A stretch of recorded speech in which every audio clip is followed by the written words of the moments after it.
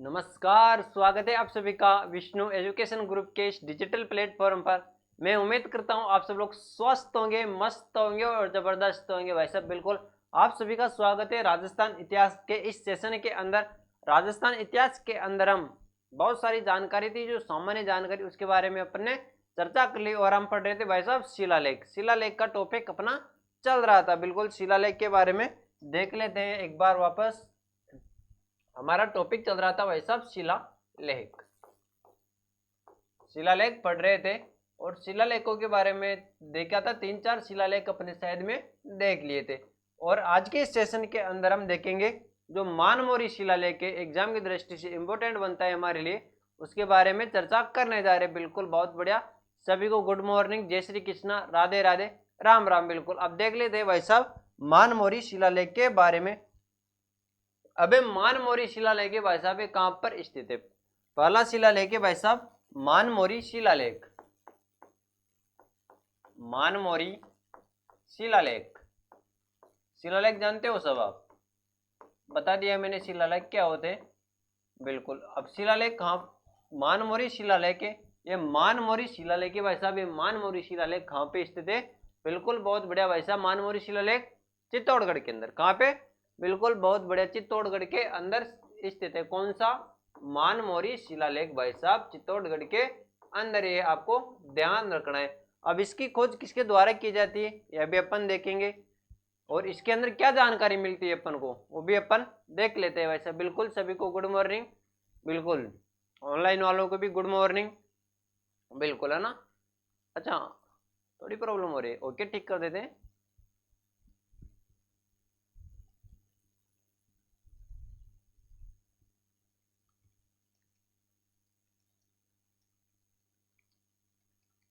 Okay अब नहीं होगी आपको किसी भी प्रकार की प्रॉब्लम।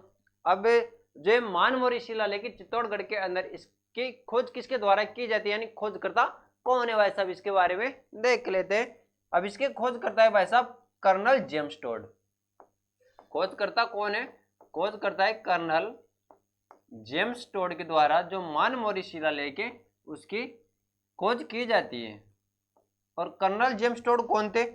बिल्कुल भाई साहब राजस्थान इतिहास के जनक थे कर्नल जेम्स टोड और उनके द्वारा मानमोरी शिलालेख खोजा जाता है। कहाँ पे? चित्तौड़गढ़ के अंदर खोजा जाता है। ये भी आपको ध्यान होना चाहिए। अब ये मानमोरी शिलालेख इसके लेखक कौन है, कि किसके द्वारा ये लेख लिखा जाता है, यानी लेखक कौन है भाई साहब इसके? इसके लेखक के पूर्ण है भाई साहब। लेखक कौन है? लेखक के पूर्ण जो मानमोरी शिलालेख चित्तौड़गढ़ के अंदर, उसके शिलालेख कौन है? हाँ लेखक कौन है उसके लेखक के पूर्ण है, आपको ध्यान रखना। अब भाई साहब बिजोलिया शिलालेख उसके बारे में भी अपन इसके पश्चात ही चर्चा कर लेंगे।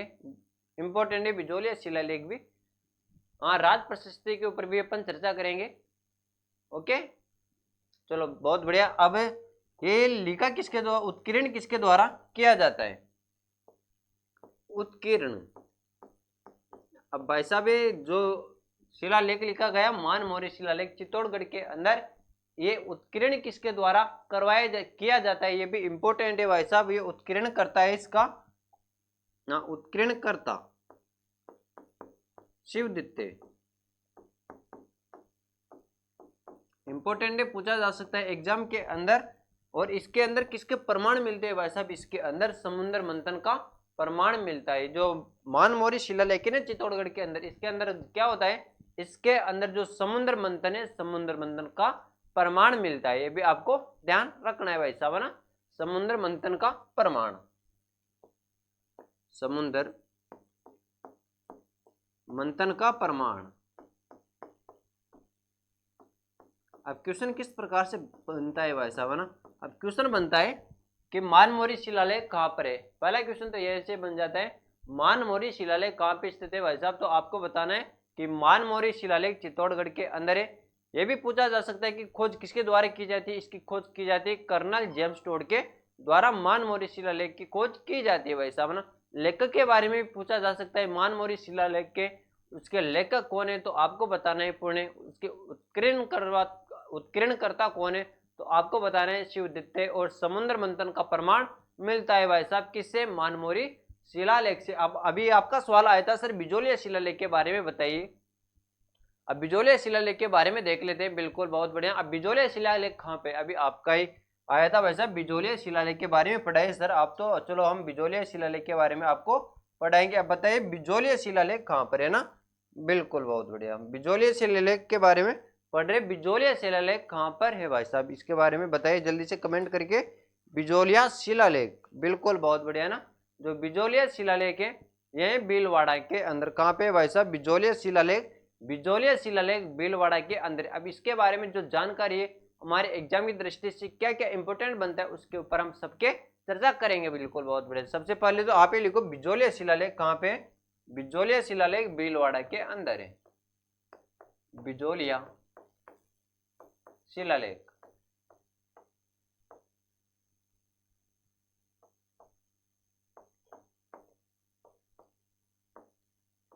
बिजोलिया शिलालेख। अब बिजोलिया शिलालेख भाई साहब किस भाषा के अंदर लिखा जाता है, किसके द्वारा लिखा जाता है और कहाँ पे, उसके ऊपर हम सब के बारे में चर्चा कर लेते हैं। अब ये बिजोलिया शिलालेख कहाँ पे, भीलवाड़ा में।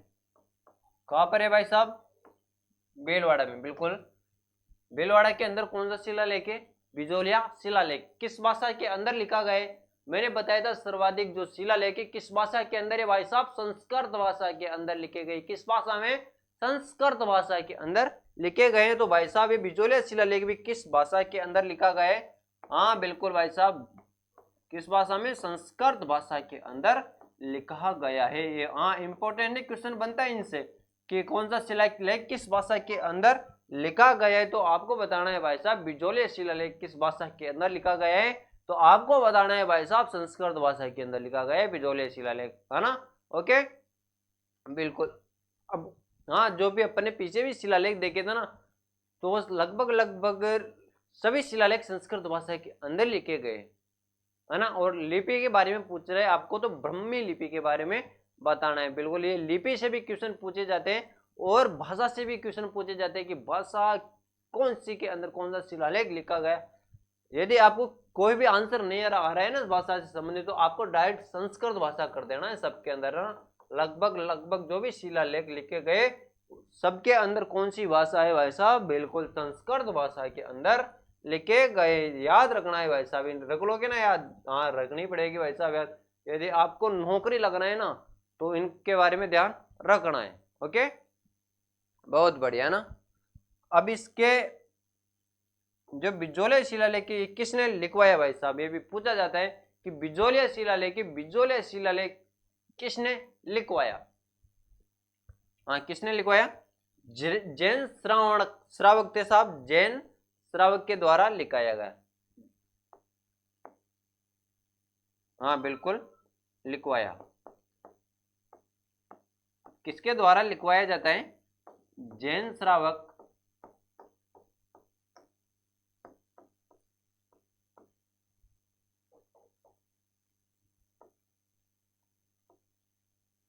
लोलाक के द्वारा।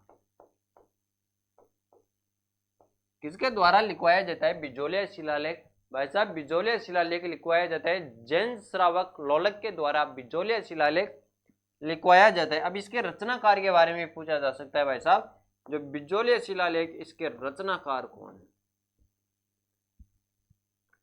रचनाकार। अब रचनाकार एक तो है गुणभद्र, रचनाकार देख रहे हैं, रचनाकार के अंदर एक तो कौन है भाई साहब, एक तो है गुणभद्र रचनाकार है, एक एक केशव, हाँ केशव,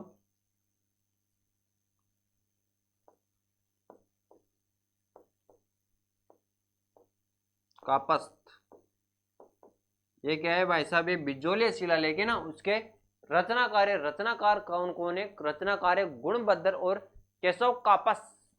ये क्या है, ये एक बिजोलिया शिलालेख के रचनाकार है भाई साहब, इनके बारे में भी ध्यान रखना है। अब ये कहां से प्राप्त होता है ना, बेलवाड़ा के अंदर पार्श्वनाथ का मंदिर बना हुआ है, किसका, पार्श्वनाथ मंदिर है, वहां से प्राप्त होता है भाई साहब, है ना।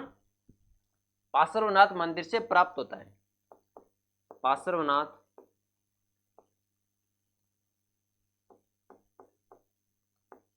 मंदिर से प्राप्त होता है, मंदिर से प्राप्त अभी बिजोलिया शिलालेख है ना, इसके अंदर क्या क्या है उसके बारे में भी देखेंगे भाई साहब। अब क्वेश्चन हमारे यहाँ से बनना प्रारंभ हो जाते हैं।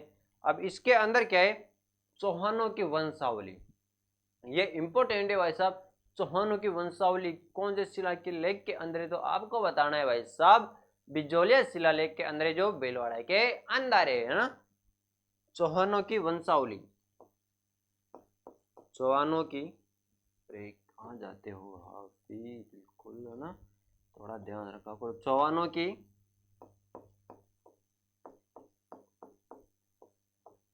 वंशावली, वंशावली चौहान थे साथियों। चौहानों की वंशावली के बारे में कहाँ से पता चलता है हमको, बिजोलिया शिलालेख से पता चलता है। इंपॉर्टेंट है, चांद सितारे जो भी लगाना हो सब लगा लेना, इससे एक न एक क्वेश्चन आपसे एग्जाम में पूछा जाएगा भाई साहब कि चौहानों की वंशावली कौन से शिलालेख के अंदर है, तो आपको बताने भाई साहब बिजोलिया शिलालेख के अंदर चौहानों की वंशावली, बिल्कुल है ना, बिल्कुल साहब। अब और क्या जानकारी याद रखिए अपन, है ना। अब एक इंपॉर्टेंट जानकारी है भाई साहब, हाँ सभी इंपॉर्टेंट है। अब इसके अंदर क्या होता है भाई साहब, चौहानों की उत्पत्ति वत्स गोत्रीय ब्राह्मणों से, हाँ जो चौहान थे भाई साहब, चौहानों की उत्पत्ति किससे मानी जाती है, चौहानों की उत्पत्ति मानी जाती है भाई साहब वत्स गोत्रीय ब्राह्मणों से। चौहानों की,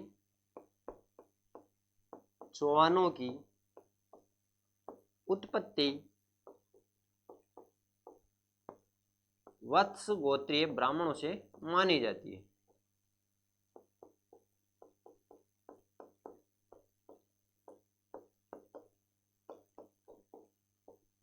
बिल्कुल, जो चौहान थे ना भाई साहब, चौहानों की उत्पत्ति किससे मानी जाती है, चौहानों की उत्पत्ति वत्स गोत्रीय ब्राह्मणों से मानी जाती है। भी आपको दे देखो, वत्स गोत्रीय ब्राह्मणों से, है ना, ये भी आपको ध्यान रखना है।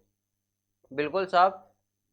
अब चौहान वंश, तब भाई साहब चौहान वंश की स्थापना कब होती है, चौहान वंश की स्थापना होती है 551 ईस्वी के अंदर। ये भी इसके अंदर उल्लेख है, जो बिजोलिया शिलालेख है उसके अंदर उल्लेख है कि चौहानों की उत्पत्ति कब होती है, चौहानों की उत्पत्ति होती है भाई साहब 551 ईस्वी से।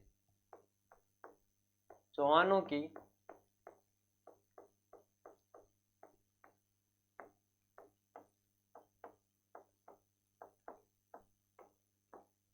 वत्स गोत्रीय,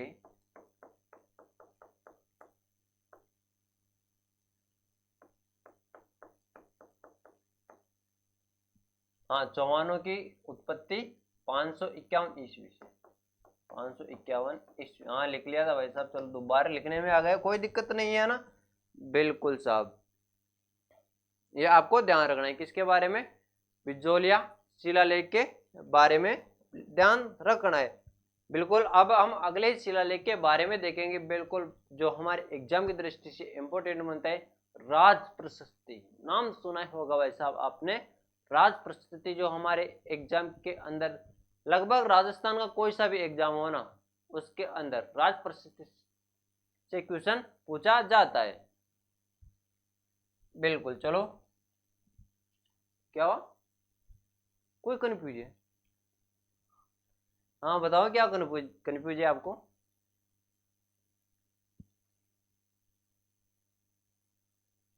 क्या, अच्छा, हाँ कुछ प्रॉब्लम हो गई थी, उस वजह से क्लास नहीं हो पाई थी। आते ही बोल दिया था मैंने कि कुछ प्रॉब्लम थी, फैमिली प्रॉब्लम हो गई थी, हमारी चाची जी एक्सपायर हो गई थी, इस वजह से क्लास नहीं हो पाई थी। अब रेगुलर क्लास होगी आपकी, है ना। हाँ बिल्कुल, ओके। और कंफ्यूज है क्या,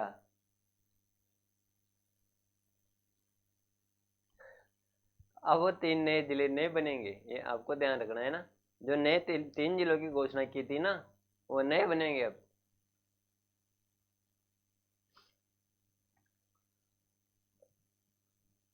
नया डाटा ही पढ़ना है अपन को, साथ में साथ के साथ पुराने डाटे भी तो बता रहा हूँ ना मैं आपको ना, कि नए डाटे से संबंधित जो क्वेश्चन बनेंगे वो मैं आपको बता दिया कि क्या क्या बन सकते हैं और क्या क्या बनने की संभावना है। और जो 3 जिलों को आपको कंफ्यूजन है, वो कंफ्यूजन नहीं रखना है। अब वो 3 जिले बनने वाले नहीं है, जो 19 नए जिले बने ना, उनके अंदर भी एकीकरण होने वाला है वापस, है ना। कुछ बताया जा रहा है। एक दिन न्यूज़पेपर के अंदर देखा था मैंने कि जो 19 नए जिले बनाए गए थे उनमें से कुछ जिलों का एकीकरण होगा, कुछ ऐसे जिले बनाए गए थे जिनकी आवश्यकता नहीं थी, है ना। बहुत बढ़िया, कम कर दे तो कोई दिक्कत नहीं है, हमको तो ऐसे भी पढ़ना है, नौकरी लगना है, कितना ही पढ़ाओ पढ़ेंगे। ओके, अब क्या समस्या है? नौकरी लगना है तो पढ़ना पड़ेगा, 50 पढ़ो, 33 पढ़ो या 53 पढ़ो, और जो संबंधित जानकारी तो मैं आपको दे रहा हूँ ना। अच्छा, नहीं, गलत है। फलोदी की सीमा पाकिस्तान से नहीं लगती है ना। जहाँ से भी आपने पढ़ाई वह बिल्कुल गलत पढ़ाई आपने, कि जो फलोदी है जोधपुर से अलग होकर नया जिला बनाए, उसकी सीमा पाकिस्तान से नहीं लगती है, ये आपको ध्यान रखना है ना। मैंने पहले भी बताया था आपको कि जो फलोदी था ना, फलोदी बहुत सारे बताते हैं कि पाकिस्तान से लगती है। कहां से पढ़ा था आपने? नो, बिल्कुल गलत है। मैप देखा है कि आपने कभी? जो अभी 50 जिलों का नया मैप आया था, 50 जिलों का मैप आया था ना, वो देखा है आपने कभी?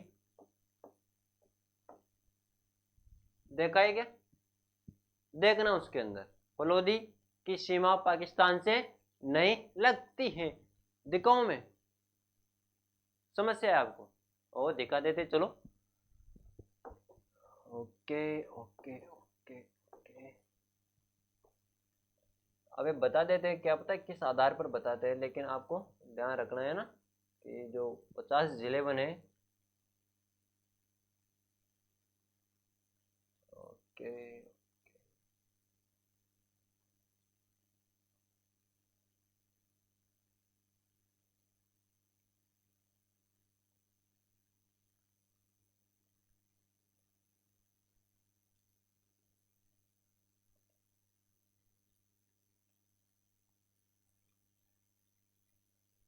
चलो अभी दिखा देंगे ना।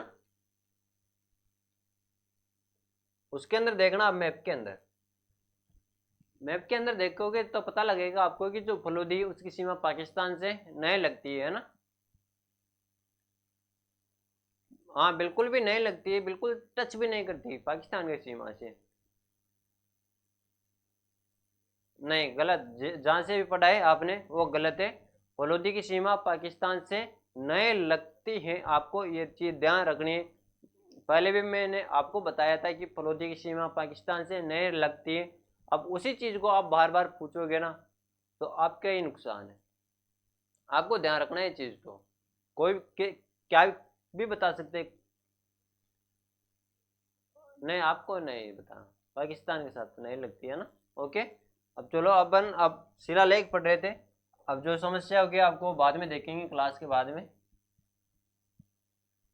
ओके, अब ये राज प्रशस्ति, अब राज प्रशस्ति के बारे में देख लेते हैं। राज प्रशस्ति,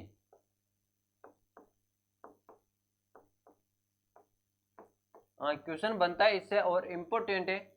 अब जल्दी से बताइए भाई साहब ना, जो राज प्रशस्ति है वह कहाँ पर स्थित है ना। क्वेश्चन इंपॉर्टेंट है, बिल्कुल पूछा जाता है एग्जाम के अंदर, और आगे भी पूछा जा सकता है ना कि राज प्रशस्ति कहाँ पे स्थित है ना। अब एक झील बनी हुई, विस्तार से बताता हूँ मैं आपको राज प्रशस्ति के बारे में। ये झील बनी हुई है ना, ये झील बनी हुई, किसने बनाया ये झील? ये झील मैंने बनाया है, बोर्ड के ऊपर बनाया है ना। कौन सी झील है? राजसमंद झील, राजसमंद झील। कौन सी झील का निर्माण किया विष्णु सर ने? राजसमंद झील का निर्माण किया। कहाँ पे किया? बोर्ड के ऊपर किया। लेकिन ये राजसमंद झील कहाँ पे? राजसमंद के अंदर, राजसमंद के अंदर है। राजसमंद झील कहाँ पे? राजसमंद झील राजसमंद के अंदर है।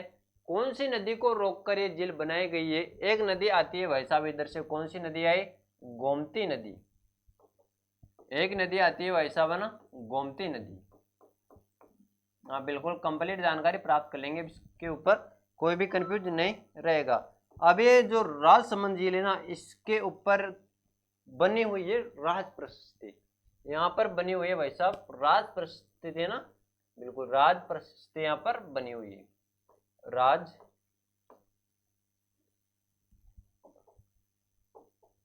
प्रशस्ति।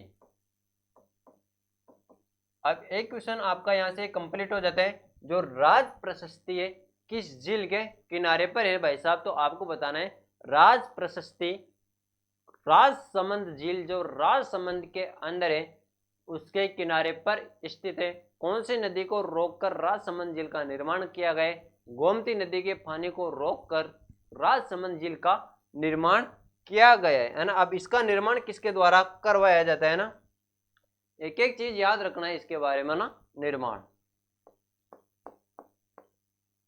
निर्माण करवाया जाता है राज सिंह के द्वारा, राज सिंह के द्वारा निर्माण करवाया जाता है। अब ये निर्माण तो करवा दिया भाई साहब राज सिंह के ने ना। अब इसकी नींव कभी रखी जाती है, इसकी नींव रखी जाती है 1662 के अंदर नींव रखी जाती है। नींव कब रखी जाती है, नींव रखी जाती है 1662 ईस्वी के अंदर नींव रखी जाती है। और ये पूर्ण कब होती है, पूरी कब होती है भाई साहब, ये पूरी होती है 1665 ईस्वी के अंदर। इसके अंदर कुल खर्चा कितना आता है, बजट कितना खर्च हुआ है इसके अंदर ना, कुल खर्चा, हाँ बिल्कुल कुल खर्चा होता है भाई साहब 1,05,00,000 रुपए का खर्चा आता है ना। कितना खर्चा आता है, 1,05,00,000 रुपए का खर्चा आता है किसमें, राजसमंद झील को बनाने के अंदर। हाँ ये राजसमंद, अरे राज प्रशस्ति के अंदर नहीं लिखना है, ये भी रुको रुको रुको, राजसमंद झील के बारे में देख रहे, राज प्रशस्ति के बारे में अब देखेंगे विस्तार से ना। अभी तो अपन राजसमंद झील के बारे में चर्चा कर रहे हैं। अब ये राजसमंद झील है, इसके किनारे पर एक मंदिर बना हुआ है। यहाँ पे किस किस को पता है भाई साहब किसका मंदिर बना हुआ है यहाँ पे, मैंने बताया रखा है आपको पहले, यदि आपने ध्यान से पढ़ा होगा तो आपको पता तो होगा किसका मंदिर है राजसमंद झील के किनारे। बिल्कुल शुभम, आपका आंसर सही है। कौन सी माता, गेवर माता। कौन सी माता का मंदिर बना हुआ है, गेवर माता का मंदिर स्थित है, गेवर माता मंदिर।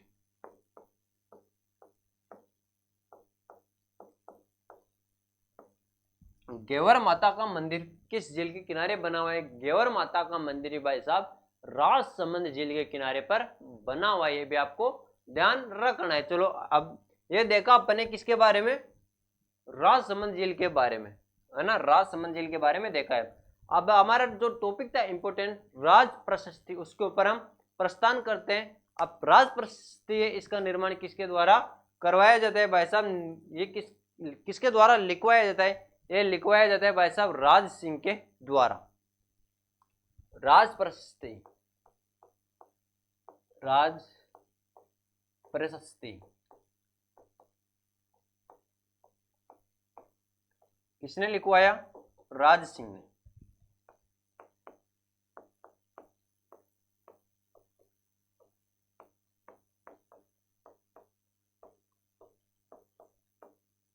किसने लिखवाया भाई साहब, राज सिंह ने लिखवाया। इसके लेखक कौन है, इसके लेखक है रणछोड़ भट्ट तेलंग। लेखक कौन है, लेखक रणछोड़ भट्ट तेलंग इसके है ना, लेखक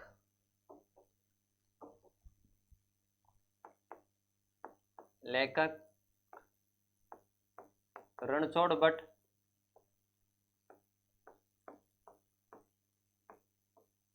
तेलंग।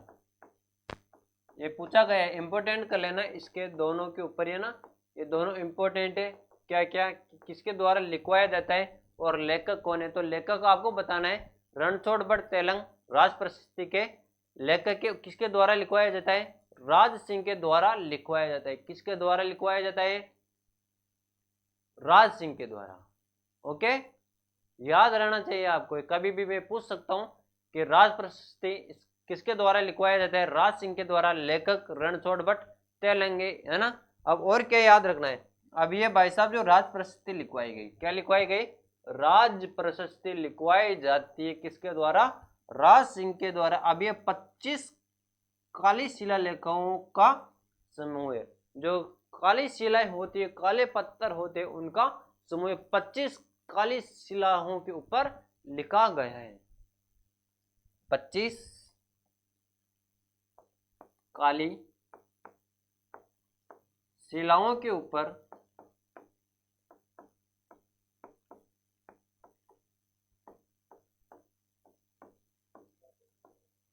25 काली शिलाओं का समूह है। 25 काली शिलाओं का समूह, इस प्रकार लिखना है ना, 25 काली शिलाओं का समूह है भाई साहब, है ना।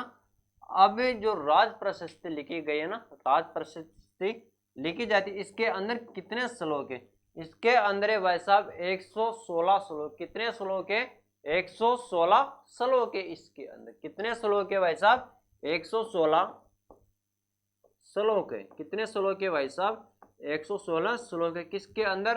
राज प्रशस्ति के अंदर कितने श्लोक है? भी पूछा हुआ क्वेश्चन है। 116 श्लोक है। कितने सर्गों के अंदर लिखी गई है? तो भाई साहब 24 सर्गों के अंदर लिखी गई। कितने सर्गों में लिखी गई है भाई साहब? 24 सर्गों के अंदर लिखी गई है भाई साहब। अब कितनी शिलाओं का समूह है भाई साहब? 25 शिलाओं का समूह है। अब 25 शिलाओं का समूह है ना, तो इसके अंदर 22, 23, 24, ये ध्यान रखना है। 22, 23, 24, हाँ, जो ये सर्ग है ना, कौन कौन से? 24 सर्ग है, जिसके अंदर 22वां सर्ग, 23वां सर्ग और 24वां सर्ग। कौन कौन सा? 22वां सर्ग, 23वां सर्ग और 24वां सर्ग। अभी 3 सर्ग है, ये जय सिंह ने लिखवाए। सर्ग जय सिंह ने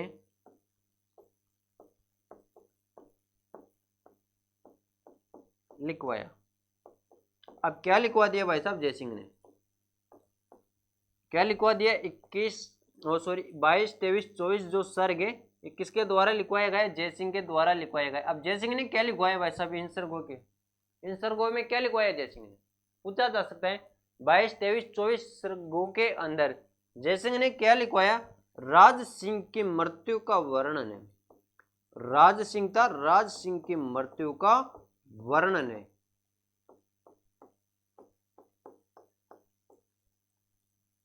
राज सिंह की मृत्यु का वर्णन। राज सिंह की मृत्यु का वर्णन को किस सर्ग के अंदर है? तो 22, 23, 24 सर्ग के अंदर राज सिंह की मृत्यु का वर्णन है। ये भी आपको ध्यान रखना है। अब राज प्रशस्ति है भाई साहब, राज प्रशस्ति की स्थापना कब की जाती है? ये भी पूछा जा सकता है ना, कि राज प्रशस्ति है भाई साहब, राज प्रशस्ति की स्थापना कब की जाती है? बिल्कुल भाई साहब, स्थापना की जाती है माघ पूर्णिमा।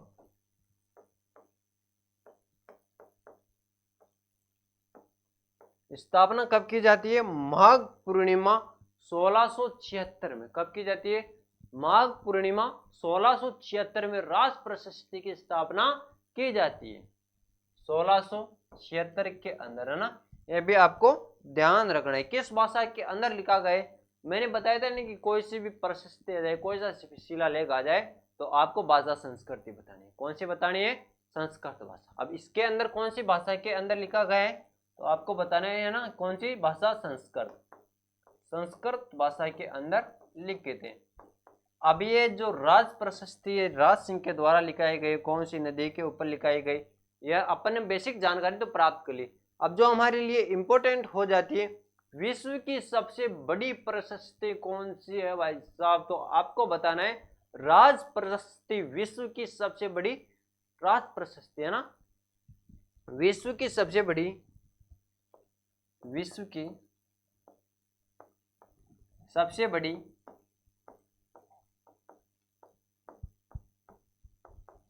प्रशस्ति है।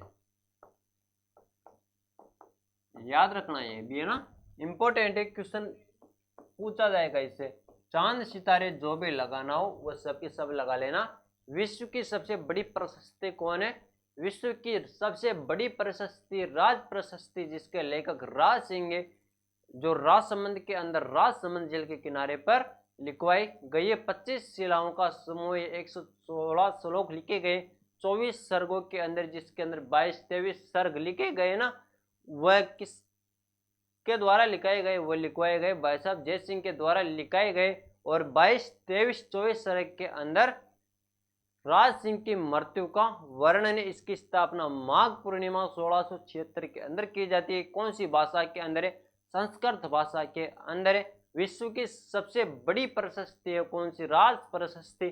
जो राजसमंद झील है उसके किनारे पर किसका मंदिर बना हुआ है? ग्यवर माता का मंदिर बना हुआ है। राजसमंद झील का निर्माण कौन सी नदी के पानी को रोककर करवाया गया?